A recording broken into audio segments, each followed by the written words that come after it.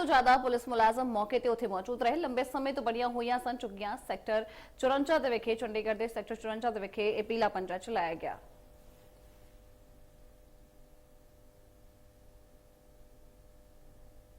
हमें यहाँ पे 1994 में मेरा जन्म इसी कॉलोनी में हुआ था।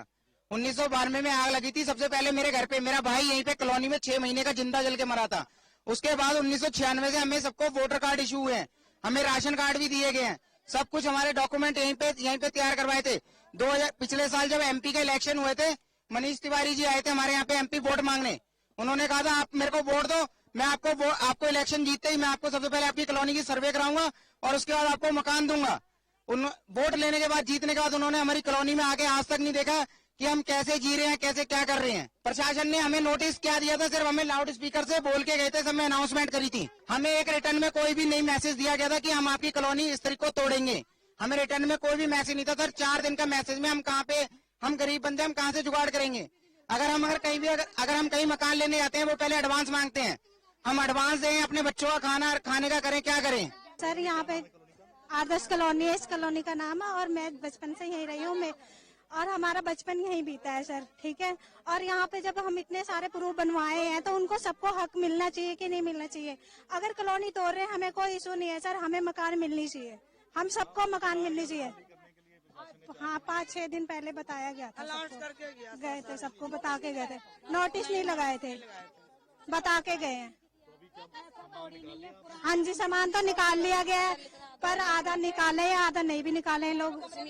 कमरे भी नहीं मिल रहे, मकान भी नहीं मिल रहा है किसी को, पर घर मिलना चाहिए सर, सबको मिलना चाहिए। सब गरीब है, बेघर काफी लोग रहते हैं, 500 लोग तो रहते हैं सर। सरकार जबरदस्ती धक्काशाही कर रही है जी। जब आप देखिए 2013 से पहले सभी जितनी कॉलोनियां स्लम एरिया थे, सभी को रिहेबिलिटेशन स्कीम के तहत मकान दिए गए थे।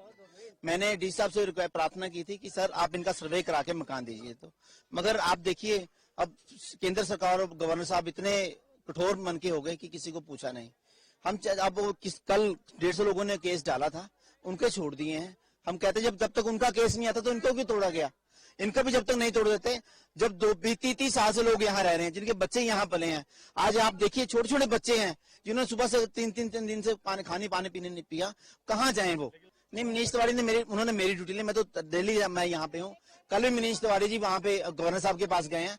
हम तो चाहते हैं हमारी सरकार ने, हमने जब 2013 से पहले जब हमारी सरकार थी, हमने सभी को लोगों को रिहेबिलिटेशन स्कीम के तहत मकान दिया। आप देखिए अमलोई में कितनी रिहेबिलिटेशन कॉलोनियां बनी हुई हैं, धनास में कितने मकान बने हुए हैं, सिर्फ कांग्रेस टाइम के बनी। हम पार्टी से ऊपर उठ के हम तो ये कहते हैं कि जो जिनका हक बनता है, चाहे किसी पार्टी का ही हो, जो 30 साल से बैठे हैं, इनका सर्वे कर मकान दीजिए।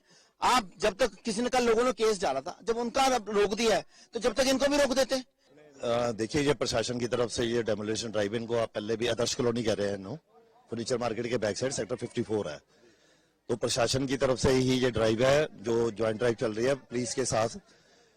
पुलिस का जो लॉ एंड ऑर्डर का बंदोबस्त देखना है, वो ड्यूटियां पूरी लगी हुई है। तकरीबन 800 बंदा पुलिस का लगा हुआ है, जिसमें 3 DSPs हैं, इंस्पेक्टर साहब है, उनके साथ 2-2।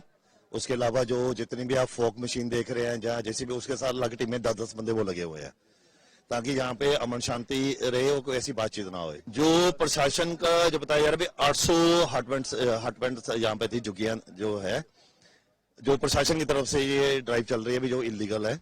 तो हमारा ये पुलिस का और प्रशासन का अच्छा तालमेल है भी हमारे लिए। यहाँ पे ड्यूटी एग्जीक्यूटिव मजिस्ट्रेट वगैरह भी है, सभी हैं, एरिया SDM भी है, और जो उनकी डिजास्टर मैनेजमेंट वाले भी है, फायर वाले भी है, हमारे भी जवान तैनात है। 3 टीमें हमारी मेन है अंडर 3 DSPs।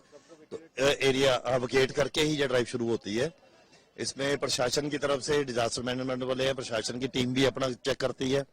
उनके पास जैसे फ्लैग, रेड फ्लैग है, अभी नहीं स्टार्ट करना, जब ग्रीन हो गया पुलिस भी डबल इंश्योर कर रही है, आउटर एरिया और इनर, सो दैट कोई ड्राइव के टाइम अंदर ना आए।